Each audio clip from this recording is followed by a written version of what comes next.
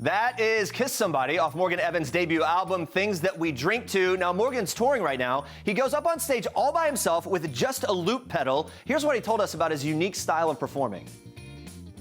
It is. It's terrifying every night, and I love that about it. Like, before I walk on stage, it's like the most alive I can feel. I'm like, I'm going to go do this, whether it's, 500 people in a club or 10,000 people in an arena. But, I mean, it just sort of happened out of necessity. I had a band in Australia before I moved over, and the guys didn't move over when I did. So I tried to put different bands together, and it never felt quite right to be up on stage, like, playing with strangers, essentially. And so, yeah, I had this loop pedal and started playing shows with it, and that was like 2 and a bit years ago, and it's grown a lot since then. It looks a little more like a spaceship now, but yeah, it's just me. And there's something awesome about it in that there's no backing tracks, there's no tricks. It's just like all happening live, and there's no barrier between the crowd and what I'm doing on stage.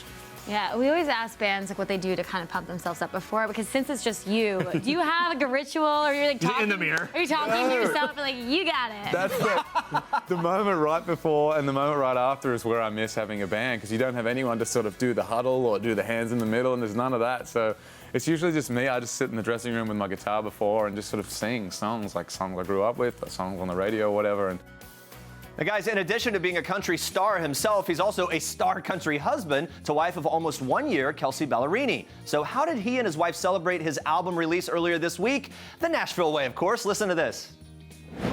On the night my album came out, and I was playing like an album release party in Nashville, and Kelsea and Ed had been writing that day, and so they just came down to the party afterwards, and I was like, oh, it's Ed Sheeran right there.